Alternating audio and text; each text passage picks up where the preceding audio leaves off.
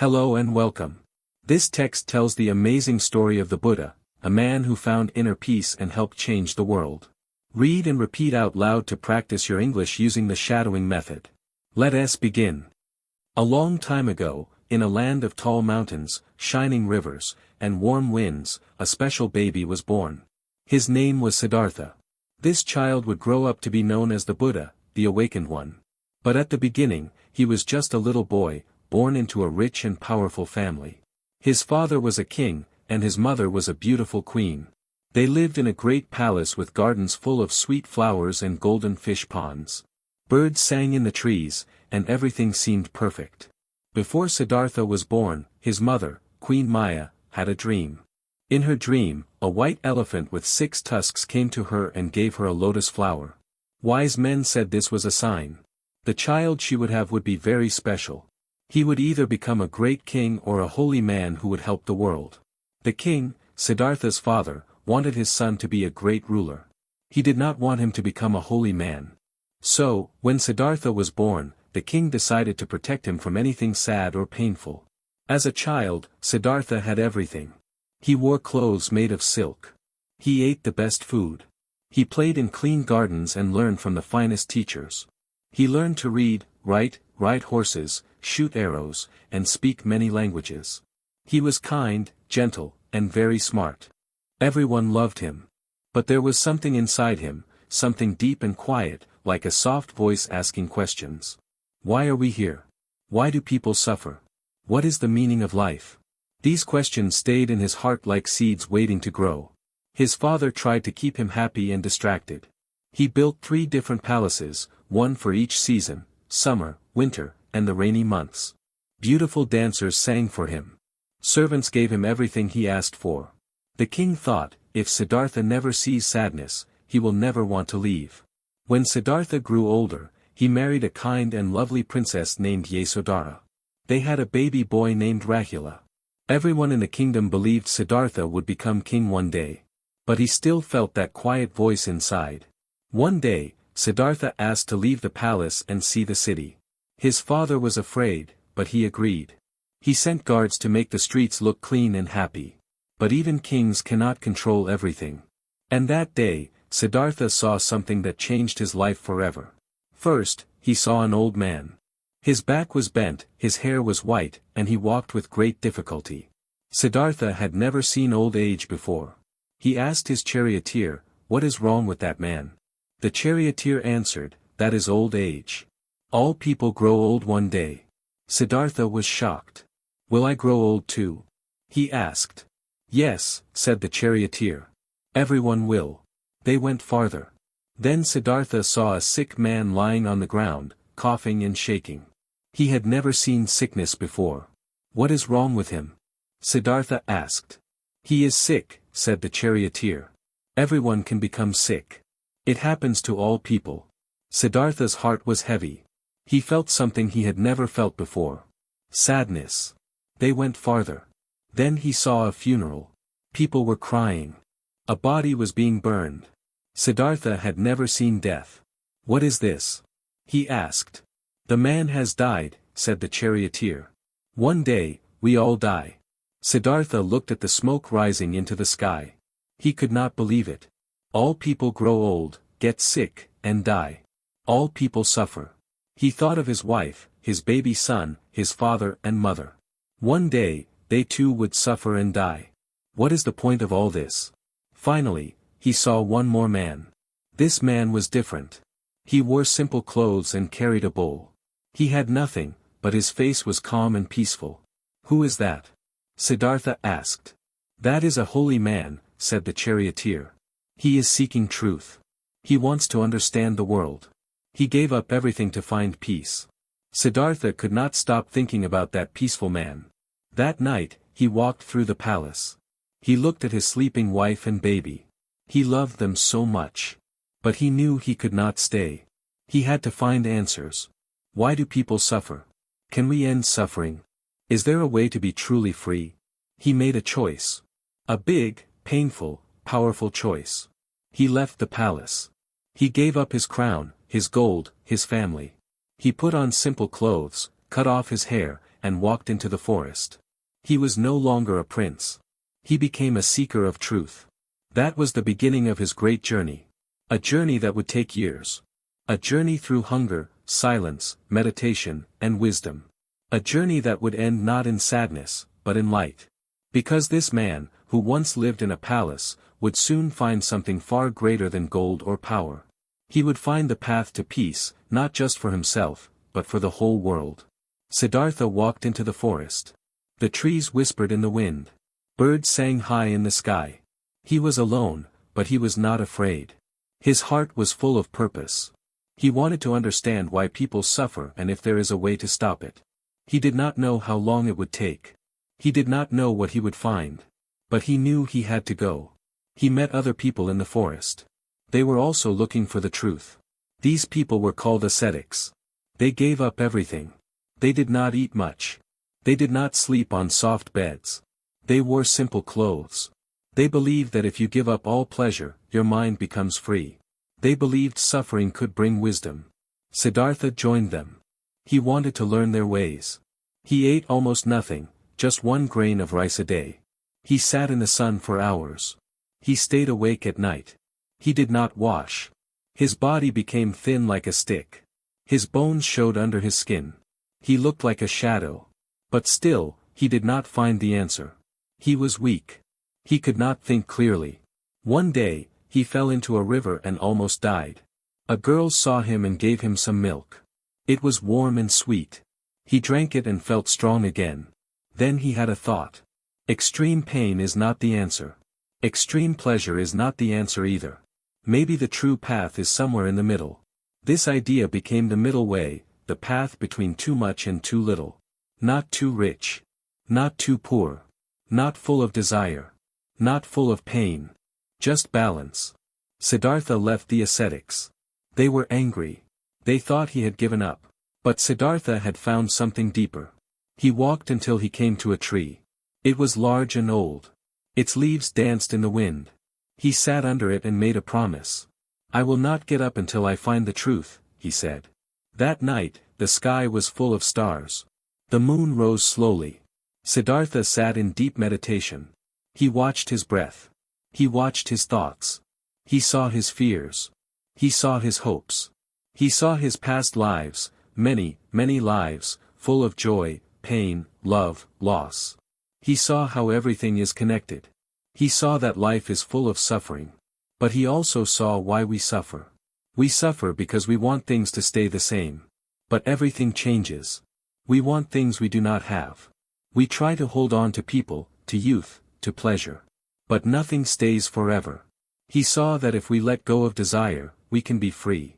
As the sun began to rise, light filled the sky. Siddhartha opened his eyes. His heart was quiet. His mind was clear. He had found the answer. He had awakened. He was no longer Siddhartha, the prince. He was the Buddha, the awakened one. He sat quietly under the tree, now called the Bodhi tree. He smiled. Not because he was happy in the way people usually feel happy. But because he was free. He had found peace. At first, he did not plan to teach. He thought, this truth is deep. People will not understand. But then he remembered the people. The old man. The sick man. The dying man. His wife. His son. His father. All the people of the world. They are suffering. They need help. So he stood up and began to walk again. Not as a prince. Not as a seeker. But as a teacher. The Buddha walked to a place called Sarnath. There, he found the 5 ascetics who had once been his friends.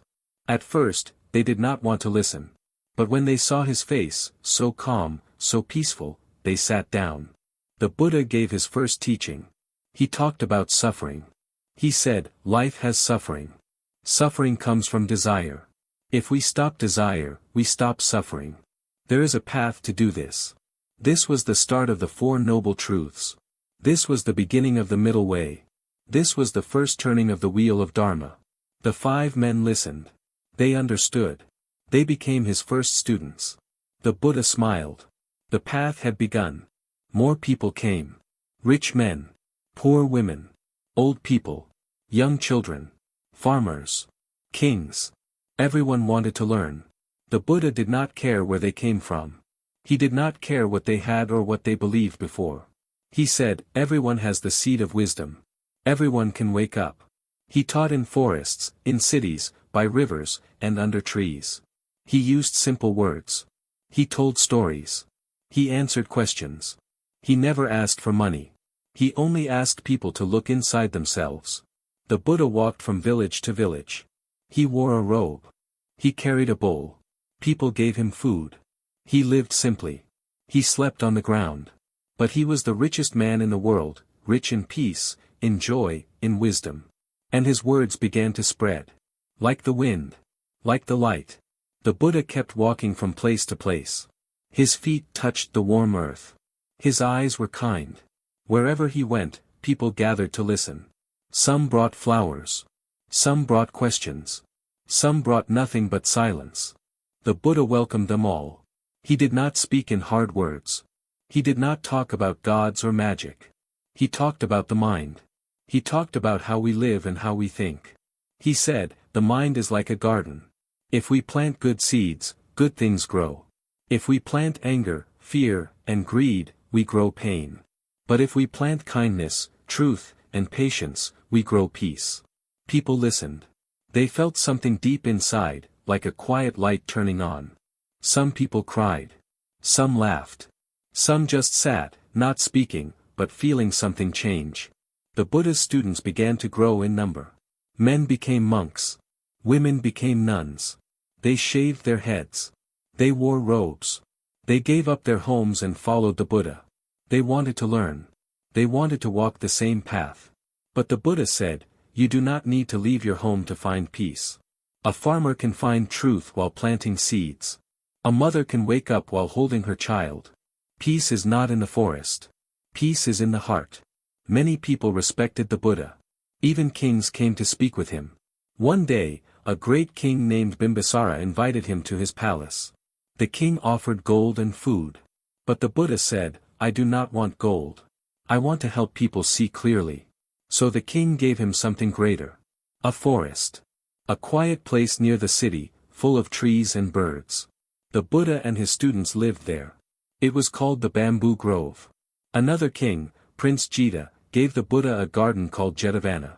He bought it by laying gold coins on the ground, enough to cover the whole space. He wanted the Buddha to have a safe, peaceful place to teach. The Buddha spoke to everyone. Not just to the rich or the powerful. One day, a man from a lower caste came to see him.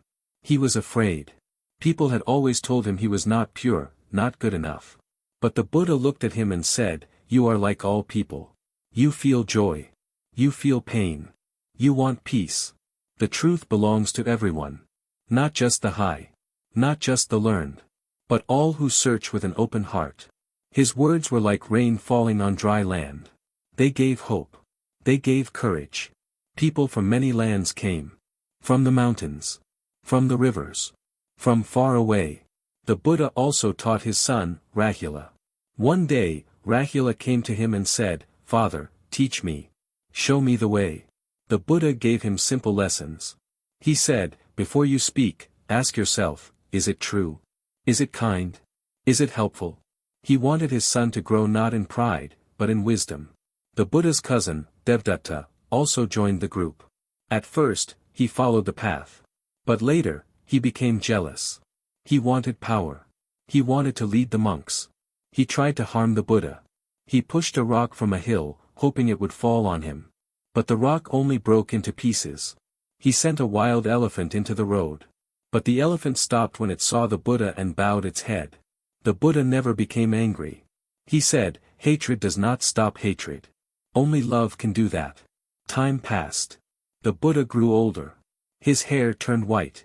His steps became slow. But his mind was clear, like still water. He kept teaching. He kept walking. One day, he became ill. He lay down between two trees. Their branches bent over him like arms. Flowers fell gently on the ground. His students gathered around. Some were crying. Some were silent. The Buddha spoke softly. He said, everything that is born must die. Nothing stays the same. But do not be sad. You have the teaching. You have the path. Be a light to yourselves. Walk with care. Be kind. Be wise. Help others. This is the way. Then, with a calm breath, the Buddha passed into final peace. This is called parinirvana. He left his body, but not his light. His words stayed in the hearts of his followers. They remembered. They taught others. The message spread across the world, across deserts, across oceans, through mountains and time. Even now, more than 2,000 years later, people still listen to his words. They still sit under trees. They still breathe deeply. They still ask, what is true? What is kind? What brings peace?